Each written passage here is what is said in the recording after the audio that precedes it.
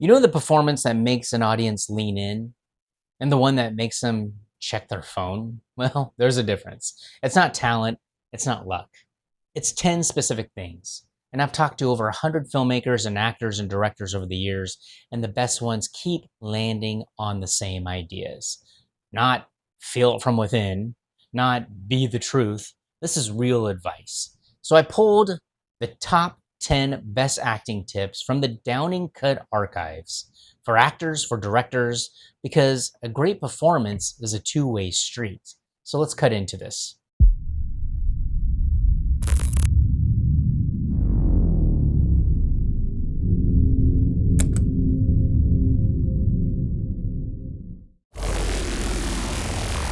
Have you ever taken an acting class that teaches that if you're in a sad scene, you need to feel sad? Or if you're in an angry scene, you need to feel angry? Well, that's wrong, right? We understand that.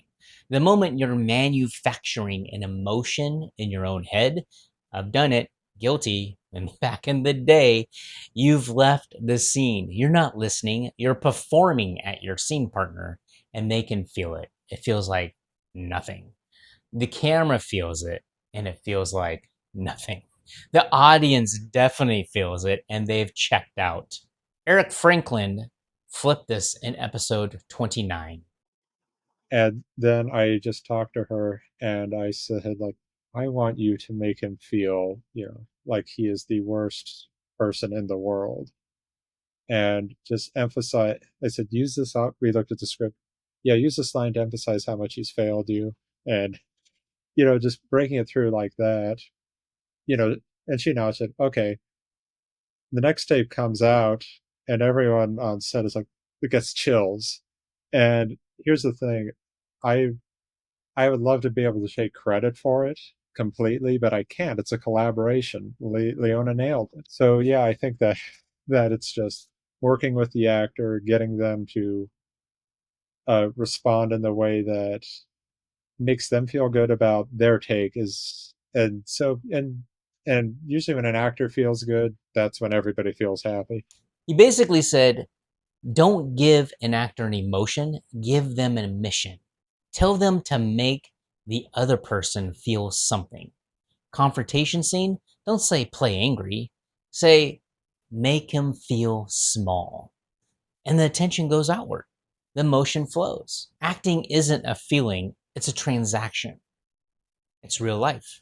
Try it tomorrow and watch the whole room shift. So where do you rehearse? In the bedroom mirror, parking lot, or in your head in the drive over? Guilty of charge.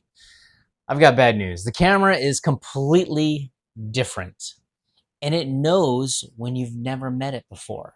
Darryl Robert Small said it best in episode 27. Right. So, but practicing isn't enough. You got to practice on camera. You can't just practice in a room in a library. Sure, you can read lines. Yeah, you can have a group of people getting together and doing wonderful things. I've done it. Table reads. Oh my God, let me tell you about table reads. But the final thought is you got to practice on camera. He basically says a performance that crushes in your living room can fall apart the second the lens is 6 feet from your face. The camera picks up everything, where your eyes land, micro expressions that you don't even know that you're making, or whether your stillness reads as confidence or vacancy. Get a tripod, set up your phone, record yourself, not to check your hair, but to learn how you translate across screen. So picture this. You tape an audition, you send it in, and you get a call back. So obviously, you're going to go back to the script and make the next one better. New choices, bigger swings, and just polish the hell out of it. Stop. Put the script down. Jasmine Wright dropped one of the most counterintuitive pieces of audition advice I have ever heard on this show. Episode 33. And I asked him, hey, what are your thoughts on, changing the words sometimes or adding filler words to make it, to bring more of your mentality to the character? And he kind of ripped me apart. And it was through email. So, you can't read how they're saying things, but it felt like Right. there were lots of exclamation marks and lots of question marks. And I'm like, okay, he feels very strongly about this. And he said, no. I mean, if you want to change a word or two in the initial audition, sure. But if you get a callback, don't change anything. Do it exactly how you did it the first time, because that's why they called you back. And that kind of hit me, because I think when I get a callback, I try to do extra things to, I don't know why I do that, but now I'm starting to think, maybe I need to do less with my callbacks, and it's okay for it to be exactly the same as you did it in the first tape. So yeah, I think that was a big realization for me, and I was like, maybe that's why, I haven't booked some of these callbacks, is because maybe I'm just trying to make it too different. So she basically said, if you get a callback on a self-tape, don't change anything. Don't add extra. Do exactly what you did the first time, because that is what the casting director liked. You stood out from hundreds of tapes. They're not testing if you can do something new. They're testing if you can do that again. The instinct that made the first tape work is already in you. Let it breathe. And trust me, if they want to see something different, they'll tell you. If you're on any indie film set and 80 calls rolling, the actor is now juggling three things if they're not experienced. They're looking at their mark to make sure they're at where they are, which hand grabs the glass for continuity, and whether they cross right in front of the door frame. And the performance. And by then, it's just too many tabs, it's too late, you failed.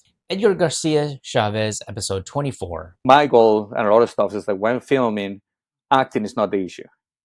So there's going to be a lot of things. Let's get that acting done. We're trying to figure out things and trying to, okay, do you like this? If you're going to hug for the right, the left, trying to go all those logistics, or you're going to take out your clothes. How are you going to do it? So one motion is all like whatever. How are you going to grab the glass? So let's figure out those things beforehand. And I think we work with the actors then. It's like, and then have any concerns or anything, just let me know. So once we get on set, it's like hopefully we'll have a lot of things in what we rehearse translate, right? So he basically said, work out the physical logistics before filming, the blocking, the marks, the props, so that when the camera rolls, acting is never the issue. Separate the mechanical from the emotional, and when you call action, the actor's full bandwidth should go to one thing, the scene. You nail take one, but by take 4, the magic is gone and you have no idea how to get back. Sound familiar? Sarah Dahmen, episode 55, has a fix, and it's not in your head. Like in her body, that she can, again, like shifting a car, she technically shifts an emotion into a place in her body, and it turns that emotion on. And I have been paying attention as a student of acting, to, even though I'm directing the show, to her work and her technique. And it's in my recent memory because I can see her doing it, but there's ways where I've done it too, where I think of, this is where it drops kind of down into my stomach, and we can kind of feel how we feel when we're sick, in our stomach, and that triggers something in our face and in our voice. And there's also those other things when we're happy, how our eyes and there's a lightness and a brightness that comes to us. And so the technical aspects of performing, I think, inform the emotional aspects of performing. And the more I can sync them together, the more I feel like I can be consistent. And it's the consistency in film that I think is really the challenge when you're doing multiple takes from multiple angles and really staying connected, even if you're breaking it to 2 lines.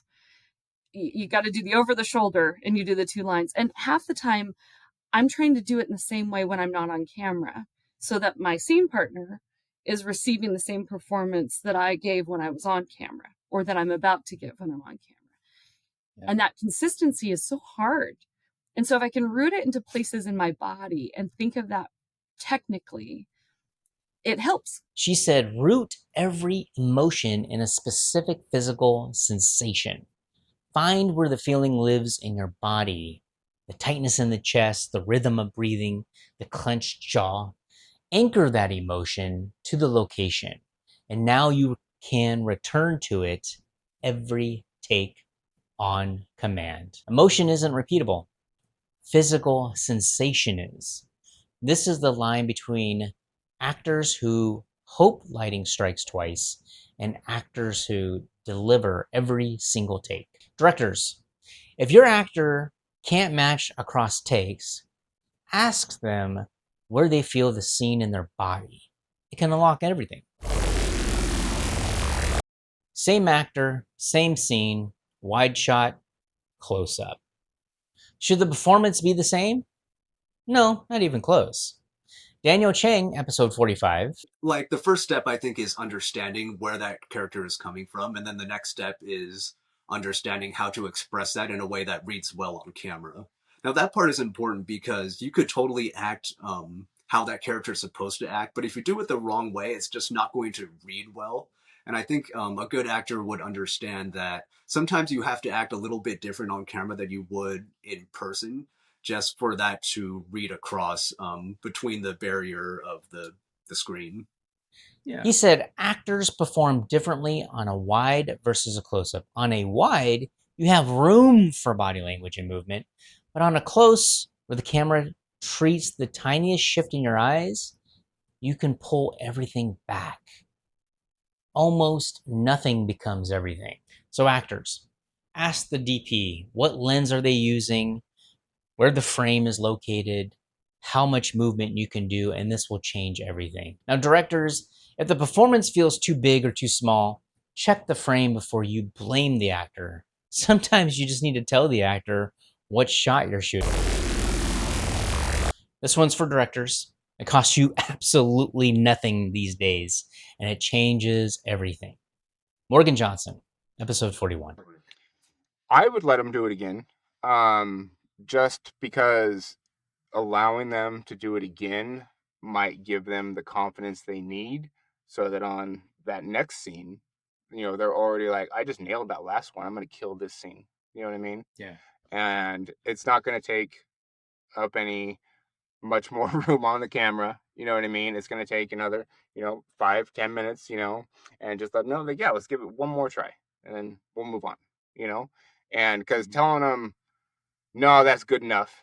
Which I've heard so many times, oh, that's good enough, we'll move on. It's like, what do you mean good enough? I mean, you meant to say that's perfect. Yeah. Let's move on, Right. Yeah. He said, give actors the extra take when they ask for it. Nailing one take builds the confidence that they carry on into the scene after. Yes, there's always time pressure. There's always a reason to move on.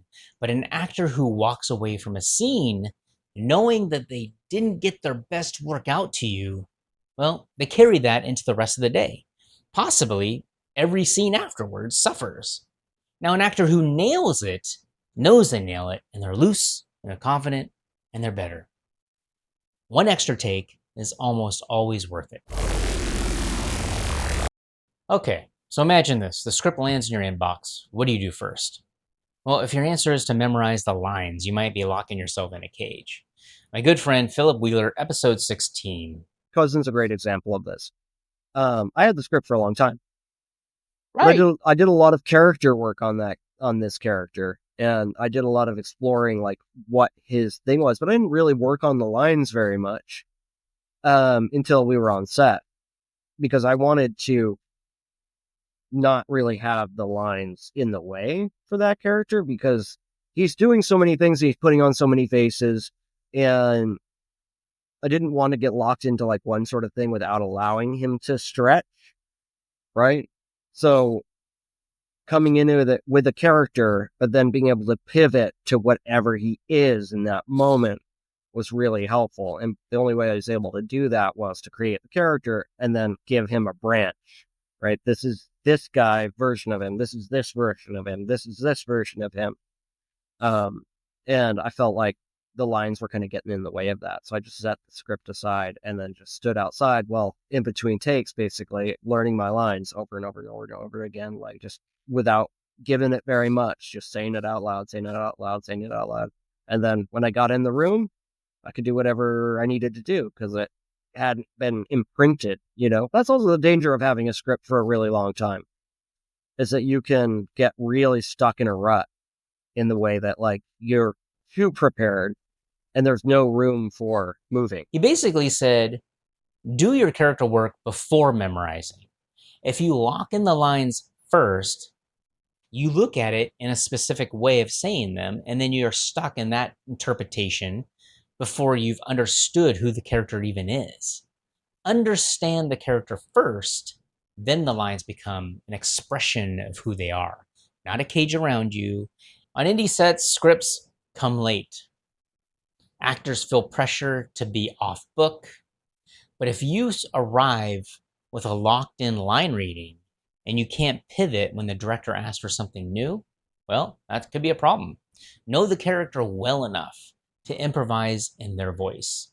The lines come easier when the character is already alive. We're closing with Joy Curtis, episode 48, and it's actually 2 tips that become 1. That I have to have them down really well. So like they just come out like they're my thoughts. And then I usually have the emotion take me there, wherever it is. I don't know if that's going to sound bad, but I don't plan exactly what I'm going to do. Because you're usually acting with another person too. So they have to be giving you something. It's really awful when they aren't. She said, commit your lines to memory so deeply that they come out like your own thoughts. Not recited, but a thought. When the line costs 0 cognitive effort to deliver, your entire attention frees up for your scene partner, which is exactly what Phillip Wheeler was saying. The second part is, don't plan your emotional beats in advance. Stay in character and let your partner's performance in that exact moment determine your reaction. Deep memorization, so delivery is effortless. Physical anchors, so the emotion is repeatable.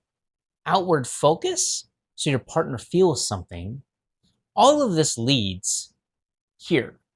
2 people fully present, actually responding to each other, and that's what audience feel through the scene. That's what makes them lean in and pay attention. All right, well, there you have it. 10 tips, 10 episodes, hundreds of hours of conversation, pulled down to the stuff that actually moves the needle. Every full episode is linked below. These guests go deep. What you got today is just a fraction, and I'm building out this whole compilation of series across the archive. Cinematography, directing, producing, writing. This is just the start. Subscribe so you catch the next one, and drop a comment which tip hit hardest. I'm S. Joe Downing, and I'll see you in the next episode.